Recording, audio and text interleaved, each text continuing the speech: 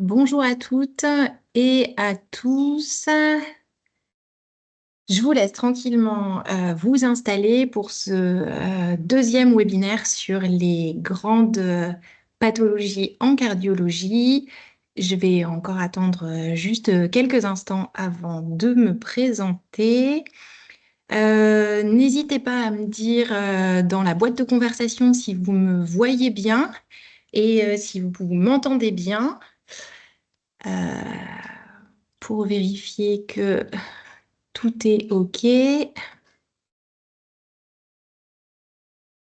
Alors, pour l'instant, je n'ai pas encore de retour.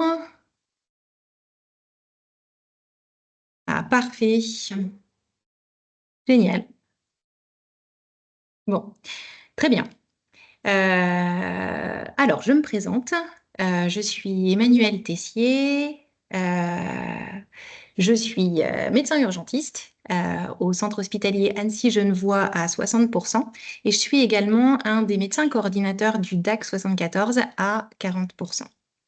Alors, je suis ravie de vous accueillir pour vous présenter ce deuxième webinaire.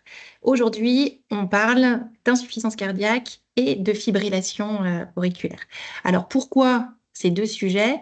D'abord parce qu'il s'agit de maladies qui sont fréquentes, mais surtout parce qu'il s'agit de situations cliniques qui sont potentiellement graves et que vous êtes en tant que professionnel de santé en première ligne pour détecter, traiter et accompagner les patients qui sont atteints d'insuffisance cardiaque et de fibrillation auriculaire.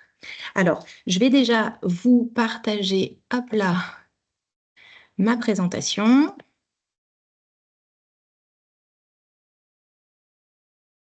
Là, et c'est parti. Alors, au programme d'aujourd'hui, nous explorons ensemble pour chacune de ces deux pathologies quelques rappels anatomiques, les dernières avancées scientifiques, les dernières recommandations thérapeutiques, les signes de gravité qui doivent vous alerter à domicile, mais aussi les stratégies de communication efficaces avec les patients et leurs familles. Et nous finirons par quelques mini-cas cliniques.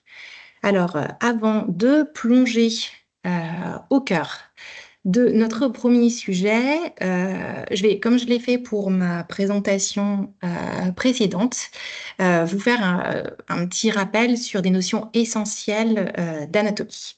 Alors, je rappelle que le cœur, c'est un muscle creux qui est situé dans la cavité thoracique entre les deux poumons et qui est composé donc de deux oreillettes qu'on appelle aussi atrium, deux ventricules et quatre valves cardiaques. Alors, la valve tricuspide, elle est là, entre l'oreillette droite et le ventricule droit.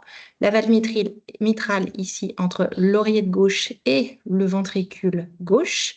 La valve pulmonaire, entre le ventricule droit et l'artère pulmonaire. Et la valve aortique, qui est derrière là, entre le ventricule gauche et l'aorte. Notre cœur, en fait, il fonctionne comme une pompe. Il bat environ 100 000 fois par jour et assure la circulation continue du sang oxygéné à travers tout le corps. Pour bien comprendre, en fait, vous avez l'oreillette droite ici qui accueille le sang veineux non oxygéné de la veine cave inférieure qui est ici et de la veine cave supérieure qui est là. Le ventricule droit, lui, il envoie ce sang non oxygéné vers les poumons par l'artère pulmonaire. L'oreillette gauche, elle reçoit cette fois le sang qui a été oxygéné par les poumons par les veines pulmonaires, ici, et le ventricule gauche, qui a le rôle le plus important, il envoie le sang oxygéné vers tout le corps, ici, par l'aorte. Donc, je vous rappelle que les artères qui fournissent le sang oxygéné aux muscles cardiaques, c'est les coronaires, et que le cœur est entouré de plusieurs couches, le péricarde, le myocarde, qui est donc la partie la plus épaisse, et l'endocarde, qui est la couche interne. Allez, partons au cœur de l'insuffisance cardiaque. L'insuffisance cardiaque, c'est une maladie qui est une cause majeure de ce qu'on appelle la morbimortalité. Elle est associée à un taux de survie à 5 ans qui est inférieur à 50%. C'est un chiffre qui euh, est très inquiétant. Imaginez en comparaison euh, euh, un patient à qui on fait un diagnostic de cancer, par exemple, et à qui on dit le taux de survie à 5 ans, il est inférieur à 50%. C'est vraiment une maladie avec un pronostic qui est très sombre à court terme. L'insuffisance cardiaque, c'est l'une des principales causes d'hospitalisation pour les plus de 65 ans. C'est dans les 30 jours, euh, qui se passe quelque chose de décisif après une hospitalisation.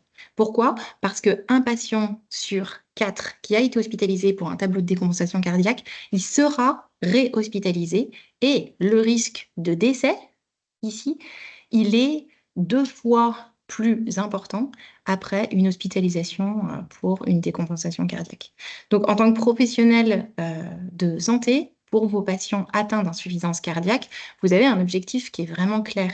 Il faut comprendre la pathologie pour savoir l'expliquer à vos patients et renforcer votre capacité à transformer leur vie grâce à une prise en charge qui est optimale. Et quand je parle de transformation, c'est vraiment volontaire. Pourquoi? Parce que l'insuffisance cardiaque, elle ne se limite pas à une défaillance du cœur avec un risque de décès important. Elle affecte le corps, la qualité de vie et elle altère vraiment le bien-être, que ce soit physique, émotionnel ou mental de ceux qui en souffrent.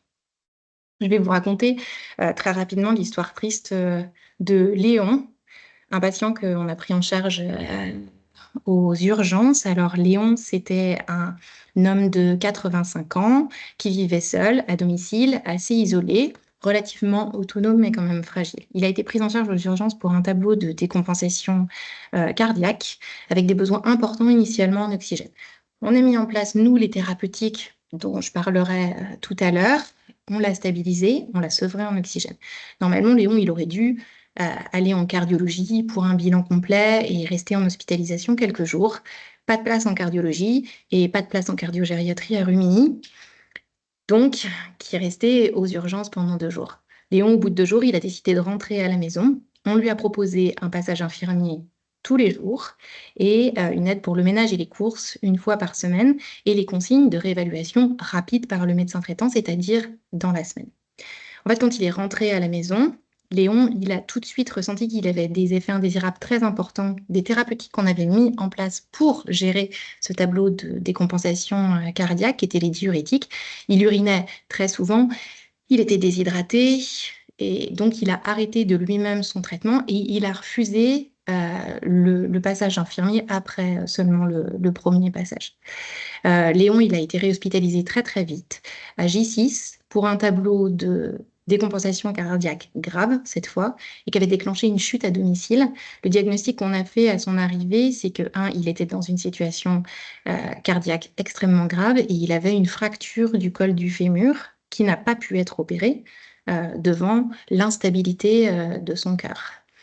On a essayé de mettre en place des thérapeutiques assez importantes, mais Léon, il a refusé la ventilation qu'on appelle non invasive. On a fini par devoir mettre des médicaments pour la douleur de façon assez importante et il a fini par décéder de sa décompensation cardiaque. L'histoire de Léon, pour nous, c'est une situation clinique que l'on rencontre très fréquemment aux urgences et même en préhospitalier par nos équipes de SMUR et qui montre à quel point ces patients, ils sont fragiles entre ces périodes d'hospitalisation et l'importance du suivi par les acteurs du domicile. La fin de l'histoire de Léon, elle aurait été probablement tout à fait différente s'il avait accepté le passage infirmier. Alors passons maintenant aux facteurs de risque et aux causes de l'insuffisance cardiaque. Alors, j'ai volontairement séparé les deux puisque les facteurs de risque que vous avez là, c'est les conditions et les comportements du patient qui vont augmenter la probabilité de développer la maladie. Les étiologies, cette fois, c'est les causes directes de la maladie. Donc, concernant les facteurs de risque, souvenez-vous du premier webinaire pour ceux qui étaient présents, on parle exactement de la même chose. Les patients qui sont âgés de plus de 60 ans, les facteurs de risque qui sont dits modifiables, l'hypertension, le diabète, l'obésité, la sédentarité, le tabac, l'alcool et les toxiques. On parle aussi de facteurs de risque qui sont des extracardiaques, la bronchite chronique, l'insuffisance respiratoire chronique et l'insuffisance rénale chronique. Je rappelle que nous avons tous, en tant que soignants, un impact considérable sur ces facteurs de risque qui sont modifiables et qui peuvent, en fonction de l'hygiène de vie, ou s'améliorer ou même disparaître totalement. On considère qu'environ 80% des cas d'insuffisance cardiaque, donc le chiffre il est complètement hallucinant, pourraient être évités juste grâce à des interventions qui visent à réduire ces facteurs de risque qui sont modifiables. Parmi les étiologies, on peut retrouver les différents types de cardiopathie, c'est-à-dire les cardiopathies ischémiques, donc l'infarctus, les cardiopathies hypertensives, donc ou une poussée d'hypertension ou même une tension qui est mal contrôlée de façon chronique, les cardiopathies qui sont dites rythmiques, dont la fibrillation auriculaire, les cardiopathies valvulaires, c'est-à-dire les anomalies des valves cardiaques, quelles qu'elles soient, plus souvent la valve mitrale, les cardiomyopathies, les cardiopathies infectieuses, les cardiopathies médicamenteuses, puisqu'il y a des médicaments qui vont abîmer la structure du cœur, et les cardiopathies néoplasiques, c'est-à-dire qui sont en lien avec un cancer. Je voulais dire spécifiquement un mot sur les myocardiopathies, parce que vous en entendrez souvent parler, et puis on le voit très régulièrement dans les comptes rendus médicaux des cardiologues. Les cardiomyopathies, elles entraînent une altération ou de la structure du cœur ou de la fonction de pompe du muscle cardiaque. Et on en distingue trois grandes. La cardiomyopathie dilatée, hop, qui est là. Dans ce cas, le muscle cardiaque, il est comme étiré, affaibli, et donc il y a une dilatation des cavités cardiaques, ce qui altère la fonction de pompe du cœur. C'est souvent la consommation excessive d'alcool qui fait les cardiomyopathies dilatées. La cardiomyopathie hypertrophique, donc là, dans ce cas, le muscle cardiaque, il est anormalement épais, ce qui altère également la capacité de pompe du cœur. Et enfin, la cardiomyopathie restrictive, là, dans ce cas, le muscle cardiaque, il est hyper rigide, en fait, et donc il est moins élastique, et ça limite la capacité du cœur à se remplir de sang normalement.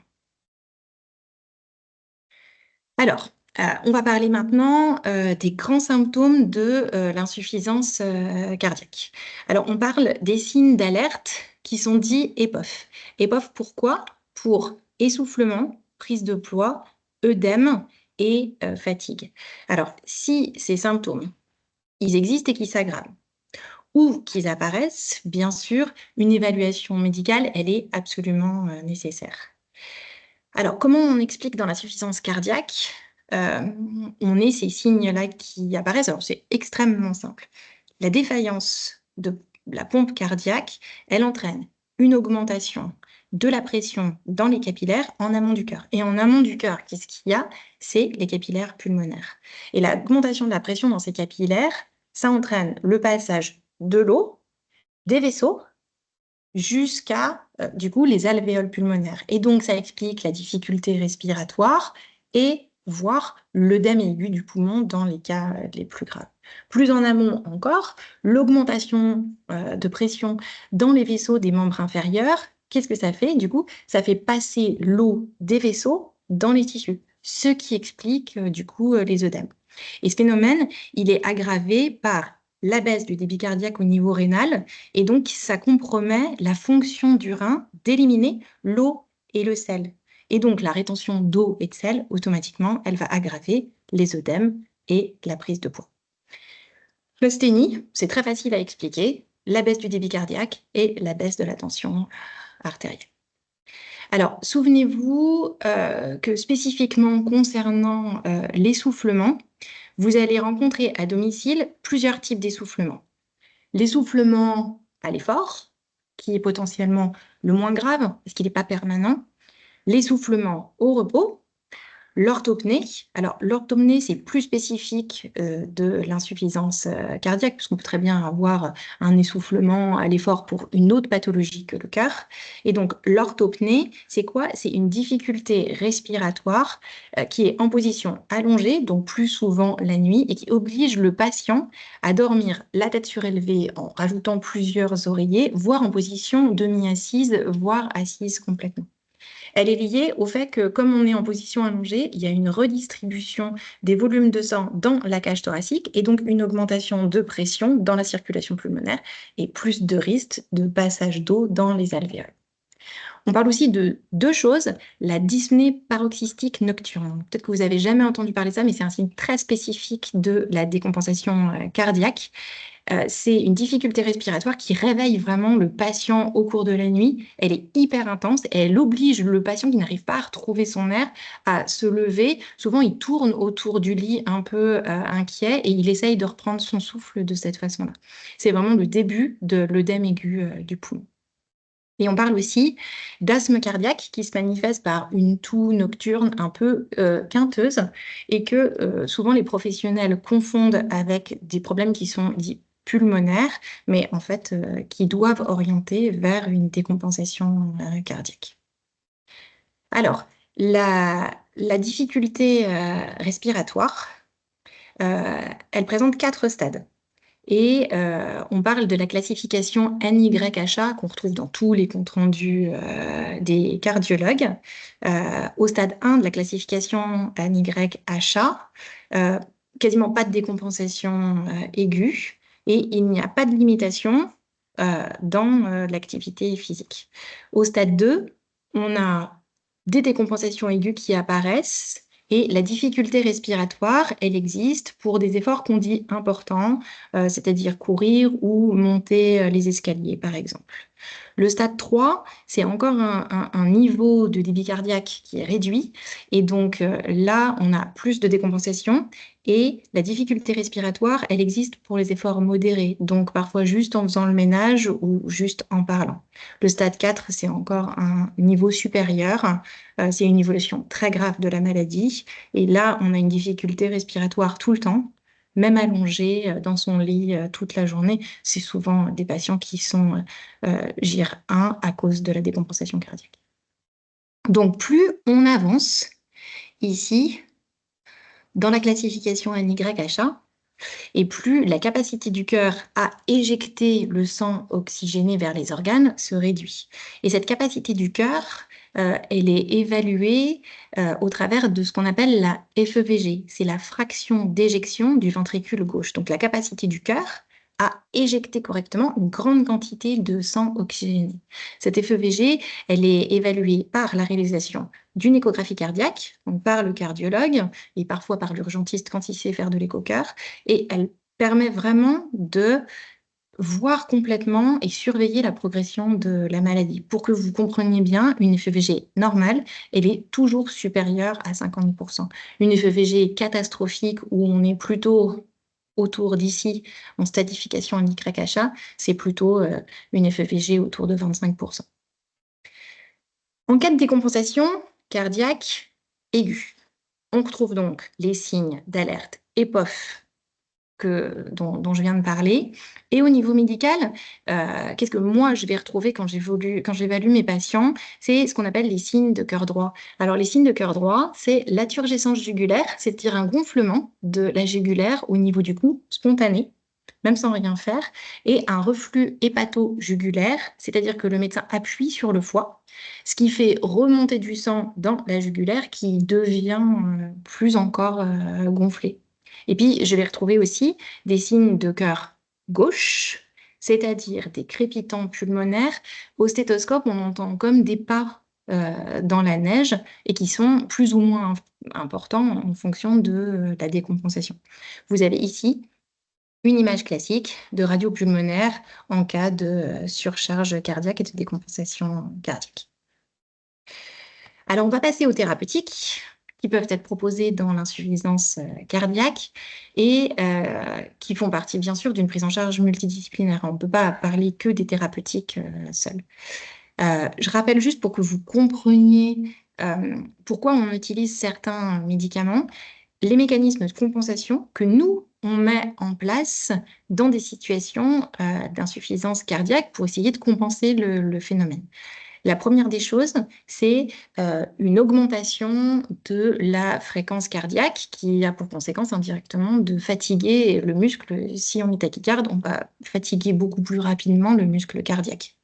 La dilatation des ventricules, donc une augmentation de la taille des ventricules, qui va temporairement augmenter du coup le volume d'éjection, donc la FEVG, mais en fait au long cours, ça va diminuer la capacité de contracter du cœur. Une hypertrophie des ventricules, ici, qui va augmenter temporairement la contractibilité, mais en fait au final qui va aggraver l'insuffisance cardiaque au long cours et surtout qui prédispose aux arythmies, aux fibrillations auriculaires. L'activation du système rénine-angiotensine-aldostérone. Donc ça, c'est un système qui est géré par le rein et qui va entraîner une vasoconstriction des vaisseaux en produisant de l'angiotensine 2, une augmentation de la pression artérielle et une rétention d'eau.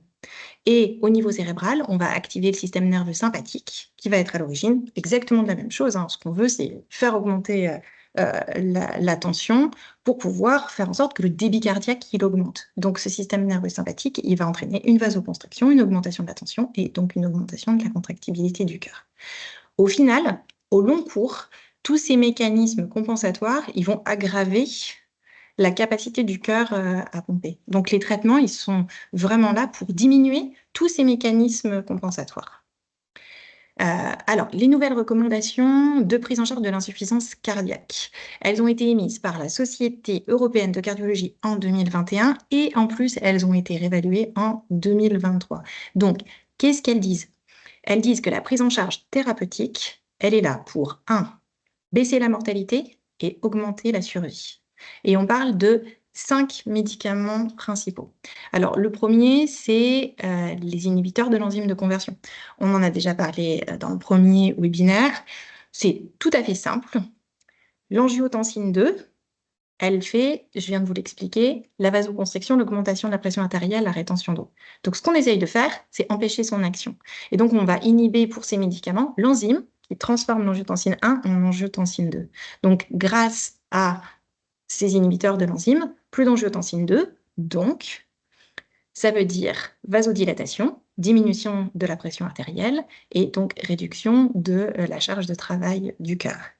Si les IEC ne sont pas bien tolérés, on peut les remplacer par ce qu'on appelle les ARA2. C'est les antagonistes des récepteurs à l'angiotensine 2, exactement la même efficacité, sauf que là, on va bloquer les récepteurs de l'angiotensine 2, donc il y a de l'angiotensine 2, mais elle ne va pas être efficace. On n'a jamais d'association sur les ordonnances avec un IEC plus un ARA2, puisque ça fait exactement la même chose, ça n'a aucun sens. On a un nouveau médicament dont vous avez sans doute déjà beaucoup entendu parler, c'est l'Entresto. Alors l'Entresto, c'est une association valsartan-sacubitril et c'est ce qu'on appelle les INRA, inhibiteurs de la néprilysine et des récepteurs à l'angiotensine. Même chose. L'objectif, c'est on vasodilate et on baisse la pression artérielle. Alors toutes les études qui ont été réalisées, elles ont prouvé que cette association-là améliorait, 1, les symptômes, réduisait les hospitalisations et réduisait la mortalité des patients. Alors on peut rajouter donc aux IEC et aux INRA, enfin ou IEC seul ou INRA, les bêta-bloquants, donc souvent le bisoprolol, mais aussi le carvedilol ou le métoprolol, qui réduisent la fréquence cardiaque. Je vous rappelle les mécanismes compensatoires, du coup, les premiers médicaments, elles jouent sur l'activation du système rénine-angiotensine-aldostérone, et donc les bêta-bloquants, elles jouent sur ce mécanisme compensatoire. On peut rajouter également les inhibiteurs du SGLT2. Je ne sais pas si vous en avez déjà entendu parler, c'est ce qu'on appelle aussi les glyphosines. Normalement, c'est un médicament qui est utilisé dans le diabète et ça inhibe la réabsorption de sel et de sucre. Ça marche et ça a prouvé son efficacité dans l'insuffisance cardiaque. Et on aura enfin les antagonistes de l'aldostérone, qui sont des diurétiques, comme le spironolactone, et qui réduisent la rétention d'eau et de sel, et donc qui diminuent les œdèmes et la charge de travail du cœur.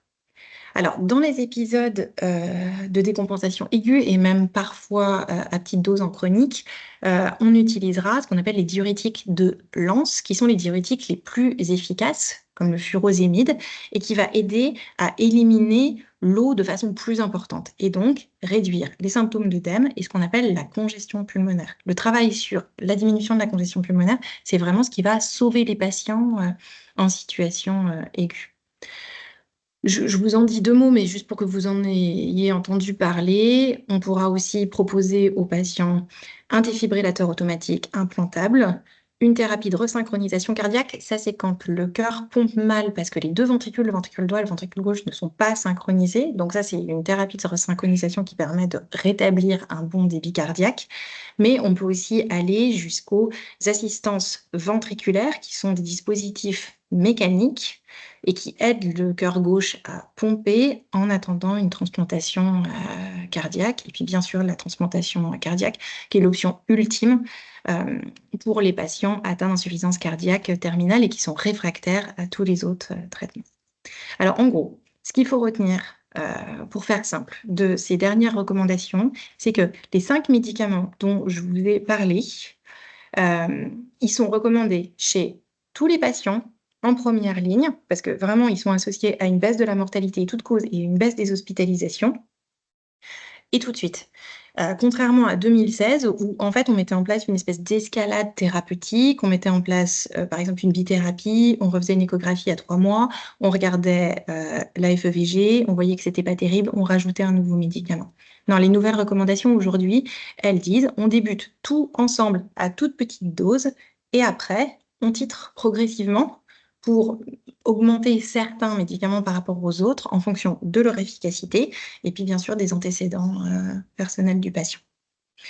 Dans tous les cas, la prise en charge, elle est multidisciplinaire. Ça veut dire que l'éducation thérapeutique, les règles hygiéno-diététiques, le travail sur le régime pauvre en sel, l'activité physique adaptée, la réhabilitation à l'effort, c'est des points absolument clés dans le suivi ambulatoire des patients atteints d'insuffisance cardiaque.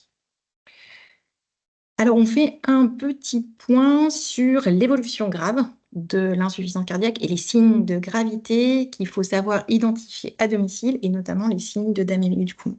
Alors, l'œdème aigu du poumon, il faut se méfier. Parfois, on a quelques signes précurseurs pour lesquels il faut être très vigilant et qui vont amener à ces heures, ça va encore pas trop mal. Et en fait, à minuit, c'est la catastrophe et ils arrivent aux urgences ou alors ils sont pris en charge en SMUR parce que la situation, elle est critique. Alors, on a deux grands cadres de signes de gravité. Un, les signes de gravité qui sont respiratoires. À domicile, méfiez-vous de la polypnée.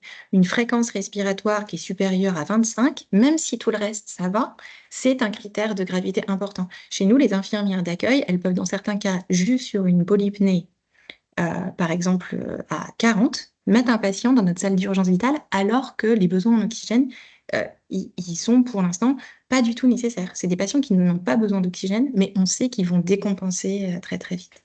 Donc bien sûr, la saturation inférieure à 90 sous O2. On se méfie quand même des patients qui sont fumeurs pour qui on va parfaitement tolérer des saturations à 91% sans oxygène et qui n'est pas du tout un signe de gravité pour le coup.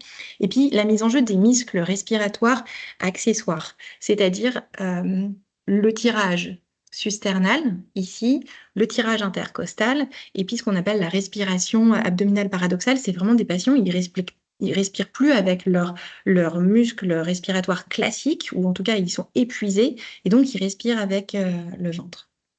Et puis les signes de gravité hémodynamique, alors bien évidemment la tension artérielle inférieure à 9, mais ça vous le savez très bien, mais plutôt la tension artérielle supérieure à 14. Alors en soi, une tension artérielle supérieure à 14, c'est pas grave, mais une tension artérielle supérieure à 14 dans le cadre d'une décompensation cardiaque, en fait ça l'est. Pourquoi? Parce que l'hypertension va aggraver les signes et notamment les signes respiratoires. Donc il faut absolument faire baisser la tension, sinon le patient va s'aggraver très très vite. Et donc l'arythmie sévère, la bradycardie, donc le rythme cardiaque inférieur à 40, ou alors le rythme cardiaque qui est supérieur à 130 battements par minute. Alors, vous le savez probablement, j'ai refait juste un petit point sur qu'est-ce qu'on fait nous aux urgences. Alors, en premier lieu, et ça se passe dès l'accueil, on fait un électrocardiogramme tout de suite pour tous les tableaux de décompensation cardiaque. Pourquoi? Pour vérifier que le patient n'est pas en train de faire un infarctus et que c'est ça qui déclenche les signes de décompensation cardiaque. La radio pulmonaire, pour évaluer l'importance de la surcharge pulmonaire, bien sûr un bilan sanguin avec une NF, un iono, une troponine pour s'assurer qu'on n'est pas face à un syndrome coronarien non ST+, qui ne parle pas sur l'électrocardiogramme, des gaz du sang s'il y a un besoin en oxygène, et puis des BNP. Les BNP, ils nous permettent des fois de ne pas se tromper de diagnostic, des BNP qui sont normaux, a priori, ce n'est pas une décompensation cardiaque. Mais parfois, ça nous permet aussi, on n'a pas de doute diagnostic, on va les faire quand même parce que c'est des patients qui décompensent toujours un peu à répétition. On a des BNP un peu de base, en fait, qu'ils ont. Et on sait que les BNP qui sont beaucoup, beaucoup plus hauts, ça va être un tableau de décompensation plus important et ça va nous aider aussi à dire, ah, il va falloir une durée d'hospitalisation qui est plus importante. En tout cas, ce qu'il faut retenir, c'est que à chaque fois qu'il y a une décompensation cardiaque, il y a un facteur précipitant. Et ça, c'est très important parce que c'est ça qui va nous faire dire, ouh là là, ça va s'aggraver, ou alors, bon, avec juste des consignes du médecin traitant, une petite modification thérapeutique, en fait, on ne va pas aller jusque le besoin d'hospitalisation. Donc, les facteurs précipitants qui sont les plus graves et qui nécessitent, nous, les urgences, bien sûr, l'infarctus, la fibrillation auriculaire rapide ou lente, qui peut être aussi catastrophique, la poussée aiguë hypertensive, une infection grave, notamment les endocardites qui sont les plus graves. Ce qui peut être plus géré en ambulatoire, c'est plutôt un patient qui, pour une raison quelconque, aurait arrêté de prendre son traitement pendant quelques jours ou qui a fait un écart de régime et qui n'utilise plus un régime pauvre en stèle, une prise de toxiques, une prise de médicaments, une dysthyroïdie, une décompensation diabétique ou même, dans le cas des plus graves, une cause mécanique cardiaque. Alors, je vous dis 2 mots sur le protocole Renault qu'on utilise, nous, sur le territoire, qui est la prise en charge du patient en décompensation cardiaque grave, en détresse respiratoire. La première des choses, vous le voyez sur cette diapo, c'est pas mettre en place les médicaments, c'est laisser le patient en position demi-assise. Pour aucune raison, même pour transférer un patient sur un brancard, il ne faudra jamais le mettre en position allongée. Ça peut complètement entraîner une défaillance aiguë de la pompe cardiaque. Donc, on laisse le patient en position demi-assise. Et ça, c'est ce que vous devez faire au domicile en attendant le SMUR ou une ambulance ou les pompiers. Alors, bien sûr, on va mettre de l'oxygène aux doses qui sont nécessaires pour sauver le patient. Et en termes thérapeutiques, du coup, on met 2 choses, des dérivés nitrés, donc qui vont diminuer la tension et donc qui vont diminuer la précharge avant le cœur et la post-charge après le cœur, qui va diminuer en fait le travail du cœur, qui va pouvoir se reposer un peu. Et puis nous, bien sûr, ce qu'on va faire, c'est on va faire pisser les patients, mettre des diurétiques forte dose, donc très souvent on les met à 40 mg, mais on peut aussi monter à 80 mg, on aura toujours la dose maximum de 120 en règle générale, sauf pour les patients insuffisants rénal, on peut même monter jusqu'à 250.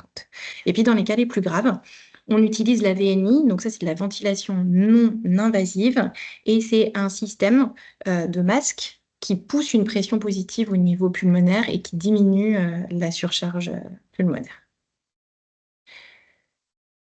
Alors, je vous ai mis sur cette diapositive le parcours de l'insuffisance cardiaque qui est utilisé par la Pitié-Salpêtrière et qui est très intéressant et puis qui peut globalement vous être très utile pour vous aider à communiquer avec les patients et leurs familles et vraiment leur faire comprendre ce qui est important dans le parcours de l'insuffisance cardiaque.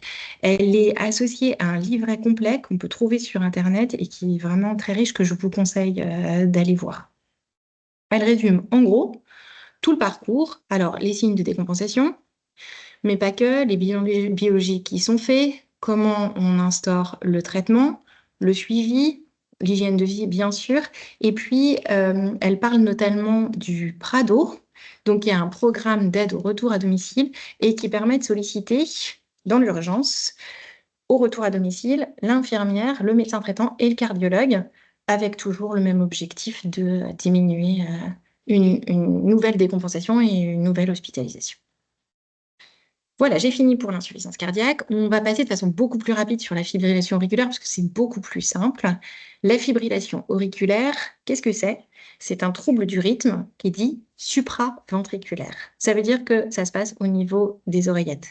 Pour bien comprendre, je vous réexplique du coup comment se passe l'activité électrique du cœur. Le courant électrique, il traverse le cœur, et puis il permet sa contraction, du coup, et il naît de ce qu'on appelle le nœud sinusal qui est situé dans le sommet de l'oreille droite.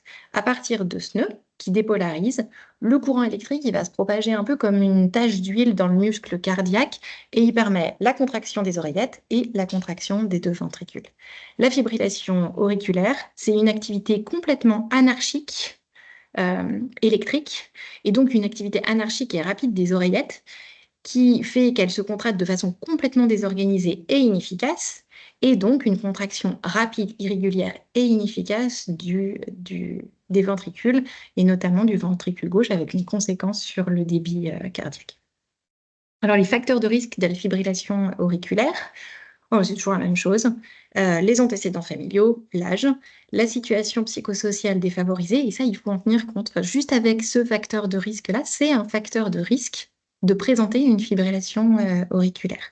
Alors, bien sûr, l'hypertension, le diabète, l'obésité, l'infarctus, la maladie rénale, l'hyperthyroïdie, et puis tout ce qui est cause pulmonaire, le syndrome d'apnée du sommeil, l'embolie pulmonaire, la pneumopathie, et puis bien sûr l'alcool et le tabac. Dans les facteurs de risque, on retrouve aussi le syndrome métabolique. Alors, la définition du syndrome métabolique, qu'est-ce que c'est? C'est une obésité abdominale plus deux pathologies parmi l'hypertension, l'hypertriglycéridémie ou l'hypercholestérolémie ou le diabète de type 2. Alors, on peut aussi déclencher une EFA dans des situations d'alcoolisation aiguë. On en voit beaucoup, nous, aux urgences, au milieu de la nuit, de la consommation de drogue, bien sûr, une électrisation, et de l'activité physique intense en excès. Les jours de marathon, par exemple, on peut récupérer beaucoup de patients qui font des malaises ou des syncopes sur un passage en fibrillation auriculaire. Alors, les symptômes que ressentent les patients, principalement, c'est des palpitations, une difficulté respiratoire, on peut avoir des douleurs thoraciques, et là, on parle de fibrillation auriculaire anginogène, c'est-à-dire qui mime l'infarctus ou l'angor. Parfois un malaise, parfois une syncope, et les patients, ils sont souvent très fatigués et les personnes âgées peuvent chuter. Le suivi médical, il n'est pas compliqué. Il se fait en collaboration entre le médecin traitant et le cardiologue. Un bilan sanguin, minimum une fois par an, tous les 3 mois pour les patients qui sont diabétiques. Le bilan lipidique, l'hémoglobine glyquée et la TSH. On fait aussi des Holter ECG. Alors ça, c'est très intéressant pour ne pas passer à côté de ce qu'on appelle la fibrillation auriculaire paroxystique. On différencie complètement la fibrillation auriculaire permanente. Il y a des patients, ils ont ce trouble du rythme chronique, tout le temps. Et il y a des patients, ils vont passer en fibrillation auriculaire paroxystique et puis ils vont revenir à un rythme normal. Et ils vont à nouveau passer en épisode de fibrillation auriculaire paroxystique. Donc là, ce qui est intéressant, c'est un vrai Holter ECG. On contrôle pendant 24 heures et on vérifie que quand le patient a des palpitations, en fait, on voit ce qui se passe et on voit si c'est un passage en FA ou si c'est autre chose. Et puis, bien sûr, l'épreuve d'effort et puis l'échographie cardiaque qui fait partie du bilan classique.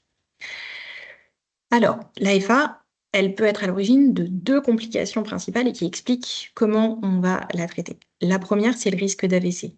En fait, le sang stagne dans les oreillettes à cause de cette activité électrique anarchique. Et du coup, le sang, il turbule, il turbule, il turbule.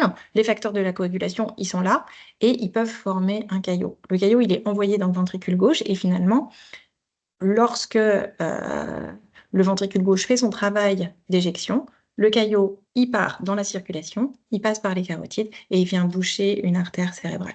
La deuxième grande complication de la fibrillation auriculaire, bien sûr, c'est que le cœur, il est incapable de gérer son débit cardiaque. Et donc, c'est l'insuffisance cardiaque. Alors, en ce qui concerne la prise en charge, bon, comme d'habitude, je passerai sur les règles hygiéno-diététiques, l'arrêt de l'alcool et de l'activité intense qui peuvent déclencher la fibrillation auriculaire. Et puis, je vais prendre juste un moment pour vous parler des dernières recommandations de 2020, cette fois sur les anticoagulants. Je rappelle qu'il y a 2 types d'anticoagulants. Les antivitamines K et les NACO qui sont dits les nouveaux anticoagulants oraux. Donc, on a l'Eliquis, l'Apixaban, le Xarelto, qui est le Rivaroxaban, et le Pradaxa, qui est le Dabigatran. Il faut bien comprendre la différence entre les AVK et les NACO et pourquoi on va choisir l'un ou l'autre. L'utilisation des AVK, ça nécessite une surveillance biologique une fois par mois par un INR qui doit être compris entre 2 et 3 ou 3 et 4 s'il y a une prothèse valvulaire. En gros, la deuxième problématique importante pour les AVK, c'est il y a un nombre incalculable d'interactions médicamenteuses parce que c'est ce qu'on appelle des médicaments à marge thérapeutique étroite. C'est-à-dire que la dose thérapeutique et la dose toxique sont extrêmement proches. Je donne un exemple très bête. Un patient qui a une infection pulmonaire, on le met sous augmentin, interaction médicamenteuse avec les AVK, ça augmente la fraction libre des AVK et donc ça augmente le risque hémorragique. Donc il y a vraiment des choses à prendre en compte et qui sont très complexes pour le patient. Les AVK, ils ont un avantage principal, que moi j'aime beaucoup en tant que médecin urgentiste, ils ont un antidote. Ça veut dire que pour un patient qui vient pour une hémorragie ou un saignement actif et grave aux urgences, eh ben, je peux utiliser cet antidote pour stopper l'hémorragie grave. Ce que je ne peux pas faire pour les NACO, puisque seul le Pradaxa a un antidote et c'est pas celui qui est le plus prescrit. Donc les NACO, par contre, leurs avantages, c'est qu'ils sont stables, et puis, ils nécessitent absolument aucune surveillance. Donc, pas d'antidote pour les litis et Xarelto. Alors, pour savoir si un patient doit être anticoagulé, parce que ce n'est pas le cas de tout le monde, la question c'est est-ce que mon patient qui a une fibrillation auriculaire, il a un risque d'AVC et est-ce que je vais l'anticoaguler pour être sûr qu'il ne fasse pas cet AVC? Donc, on calcule deux scores. Ces deux scores, c'est le score Schatz-Vasque 2, qui évalue le risque de faire un AVC, et le score HAS BLED, qui lui évalue le risque hémorragique. Et c'est les résultats de ces deux scores qui vont nous permettre de dire, OK, je sais ce que je dois faire. Alors, dans cet organigramme, vous pouvez voir du coup que les dernières recommandations, c'est que si le score Schatz-Vasque 2, donc je vous ai mis là, je vous laisserai regarder, mais en gros, c'est est-ce qu'il y a une insuffisance cardiaque, est-ce qu'il y a une hypertension, est-ce que le patient est âgé de plus de 75 ans, est-ce qu'il est diabétique, est-ce qu'il a fait un AVC, est-ce qu'il a un tableau d'ischémie, est-ce qu'il y a une pathologie vasculaire, est-ce qu'il est âgé entre 65 et 74 ans, et est-ce que c'est une femme? Donc, une fois qu'on a calculé ce score, s'il est égal à 0 pour les hommes ou 1 pour les femmes, on n'anticoagule pas le patient. Par contre, si le patient il a un score à 1 pour un homme, donc égal à 1 pour un homme ou égal à 2 pour une femme, là, l'anticoagulant, il devrait être considéré. Ça veut dire qu'on calcule le deuxième score à risque hémorragique. S'il est supérieur à 3, on risque quand même de façon importante de faire saigner le patient et on essaye de traiter ce qu'on appelle les facteurs modifiables du risque hémorragique. Par contre, si le score Schatz-Vasque 2 il est supérieur ou égal à 2 chez un homme ou supérieur ou égal à 3 chez une femme, le risque d'AVC il est majeur. On n'a pas d'autre choix. Dans tous les cas, quel que soit le score HAS BLED, d'anticoaguler. L'anticoagulation, elle est recommandée. Alors, bien sûr, votre rôle dans l'éducation thérapeutique sur les anticoagulants, elle est essentielle et le traitement, il ne doit jamais être stoppé sans avis médical. Dans les traitements de la fibrillation auriculaire, vous rencontrerez aussi peut-être les antiarythmiques, donc les bêta-bloquants, les myodarone et la digoxine. C'est 3 médicaments qui permettent de diminuer le rythme cardiaque et donc de diminuer le retentissement sur le cœur. Alors, j'avais prévu de vous faire des mini-cas cliniques. Je suis un peu en retard, donc du coup, je vais faire assez rapide. Mais juste pour que vous compreniez bien. Je vous parle de Monsieur T, un homme de 50 ans qui est toxicomane. Il a été hospitalisé plusieurs fois pour des infections cutanées. Il est pris en charge aux urgences pour un tableau de décompensation cardiaque, une fatigue extrême, une dyspnée extrêmement sévère, une désaturation, des œdèmes des membres inférieurs, mais pas que. Il a aussi une douleur thoracique et de la fièvre persistante depuis une semaine. Au niveau clinique, on a le tableau de décompensation cardiaque, la turgescence jugulaire, le reflux hépato-jugulaire, les crépitants pulmonaires, un ECG qui dit « Ok, il ne fait pas d'infarctus ». Par contre, on a de la fièvre à 38,5 et le patient présente un souffle cardiaque. Donc, qu'est-ce que les examens complémentaires vont montrer? Des hémocultures positives, donc une bactérie dans le sang, et une échographie qui montre une anomalie au niveau de la valve mitrale avec ce qu'on appelle des végétations.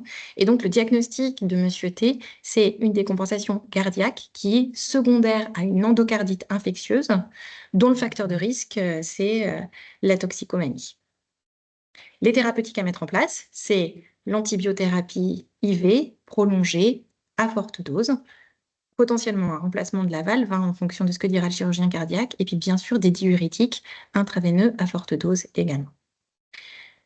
Monsieur F, maintenant, Monsieur F, il a 50 ans, il est diabétique, il a des antécédents de fibrillation auriculaire qui est mal contrôlée et qui n'est pas traité, qui n'a pas été géré par le médecin traitant. Il vient se présenter aux urgences pour un tableau de fatigue, dyspnée ou moindre effort, d'œdème des chevilles et de palpitations. Donc le tableau clinique, il n'est pas très très compliqué. L'électrocardiogramme, il montre une fibrillation auriculaire. Le patient tape à 130, il ne le tolère pas très très bien et il crépite jusqu'à mi-champ, donc il a une surcharge pulmonaire. Ce que va montrer l'échographie cardiaque qu'on va faire au lit du patient, c'est que le patient il a une FEVG, donc une fraction d'éjection du ventricule gauche qui est à 25%, donc c'est la catastrophe. Ce monsieur, il a vraiment une insuffisance cardiaque grave, qui est secondaire à une fibrillation auriculaire qui est mal tolérée. Donc les thérapeutiques à mettre en place, dans ce cas-là, on diminue la fréquence cardiaque. L'objectif, c'est de diminuer le travail de pompe du cœur. Donc on met des bêta-bloquants à petite dose, on met des diurétiques IV pour gérer les symptômes congestifs, et ce monsieur, il a un score de CHA2 2 qui est supérieur ou égal à 2. Donc, dans tous les cas, on met en place une anticoagulation. Et puis, il y aura une réévaluation du traitement de fond. C'est-à-dire, est-ce qu'on met nos 5 fantastiques après cet épisode-là, une fois qu'il est stabilisé? Et enfin, je vous présente Madame S. Madame S, elle a 48 ans, des antécédents de cancer du sein qui sont en rémission, avec un tableau de décompensation cardiaque globale. Maintenant, vous aurez tout compris. Et à l'échographie, une FEVG qui est vraiment effondrée. Et à la prise de sang, on retrouve une anémie à 7 grammes par litre sur une carence en fer. Le diagnostic, dans ce cas-là, c'est une décompensation cardiaque qui est mixte, qui est induite par une cardiopathie qui a été vraiment déclenchée par la chimiothérapie qu'elle a eue pour son cancer du sein. C'est les anthracyclines qui sont très vecteurs de cardiopathie et qui sont un des traitements du cancer du sein. Et l'anémie à 7 grammes qui a favorisé la décompensation cardiaque. Donc pour elle, les thérapeutiques, vous aurez compris, on gère la congestion, l'insuffisance cardiaque, on met des diurétiques IV et surtout, on la perfuse en fer, on lui fait une transfusion et puis après, on fait une surveillance étroite de cette cardiopathie qui est donc médicamenteuse par le cardiologue. Vous aurez compris que les situations cliniques d'insuffisance cardiaque et de fibrillation auriculaire, elles sont très fréquentes. Moi, j'en ai au moins... c'est au moins 2-3 patients que je vais voir dans une journée de travail par jour. Et elles sont surtout très diversifiées. L'objectif, c'est de savoir pourquoi les patients sont décompensés au niveau cardiaque. Donc, j'espère que vous saurez maintenant identifier les signes de gravité, orienter si besoin rapidement vos patients ou vers le médecin traitant ou vers le cardiologue ou vers les urgences, et puis que cette présentation vous aura été utile. Je vous remercie infiniment pour votre attention. Alors, je vais arrêter le partage. Hop là. Et puis, je vais vous proposer un temps de questions. S'il y a des choses qui n'ont pas été claires, si vous avez des questions particulières, alors n'hésitez pas. On va laisser un peu le webinaire passer. On est à peu près dans les temps. Et puis, je vais vous rappeler aussi de bien vous déconnecter avant de sortir de la session.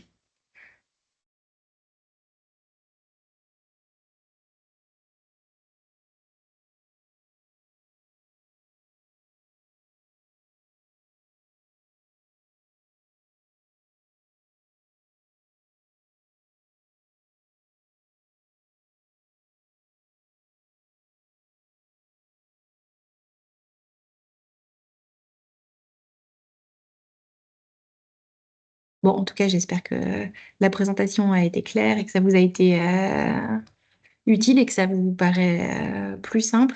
Je vous incite vraiment à aller voir ce petit livret de prise en charge de l'insuffisance cardiaque de la Pitié Salpêtrière parce que il y a vraiment, c'est extrêmement complet. Il y a même la liste des boissons qui sont riches en sel, par exemple.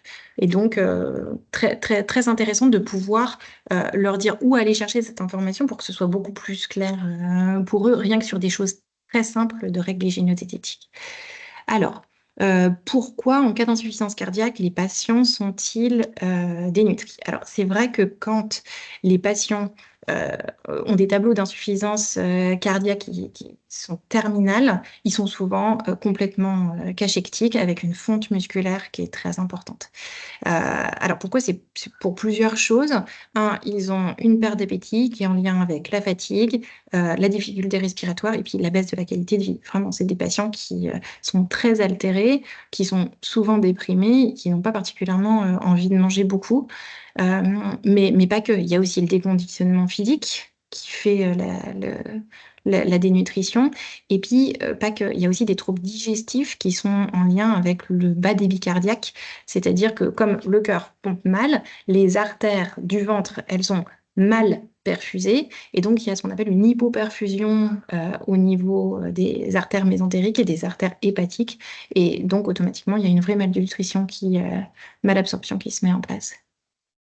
Alors, si mon patient est porteur d'un défibrillateur, la prise en charge ne change pas. Non, la prise en charge ne change pas. Le défibrillateur, il est là pour protéger le cœur, c'est-à-dire qu'on identifie les patients qui en ont besoin parce qu'ils sont à très risque, du coup, d'arrêt cardiaque sur un trouble du rythme. Donc, le défibrillateur, il est là.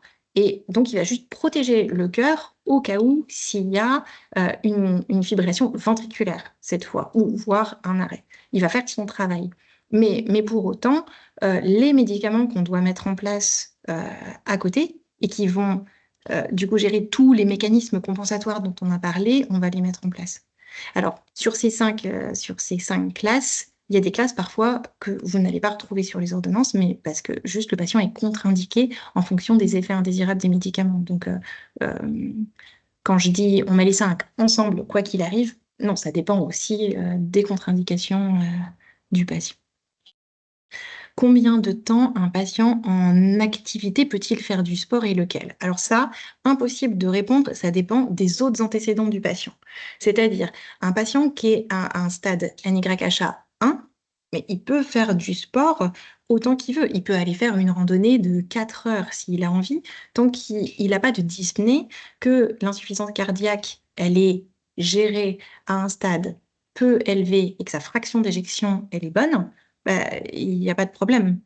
Par contre, si le stade NYHA il est plus important, en fait, il ne faut pas que le patient aille à je suis très affecté au niveau respiratoire à cause de l'activité sportive. Donc, ce qu'on préconise quand même, c'est qu'il y a des sports à éviter. Alors, je vous réincite d'aller sur ce site de la Pitié qui explique tout ce qu'on a le droit de faire. Alors, la Pitié, elle dit plutôt, on va surtout axer sur la natation, la marche, l'activité physique adaptée, mais en fait, ça dépendra de plein de choses.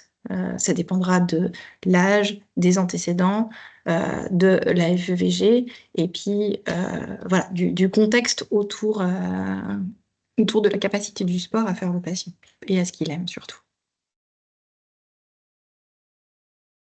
Ok, très bien. Alors, je vois qu'il y a encore peut-être des messages. Merci Sarah, merci Martine, merci Isabelle. Merci Maryse, ça fait plaisir de voir vos messages. Je suis ravie que la présentation vous ait plu. Elle sera dans tous les cas en- en accès sur le site internet pour la suite. Euh, je, je- je vous laisse voir si vous avez plus de questions et si vous n'en avez plus, eh bien, je vais quitter le webinaire. Je vous rappelle l'importance de bien vous déconnecter. Je vois qu'il reste 9 participants, donc voilà, faites bien attention. Ah, j'ai encore. Et ben voilà. Merci Sarah. Bonne journée à tous. Euh, Et puis à bientôt pour un nouveau webinaire.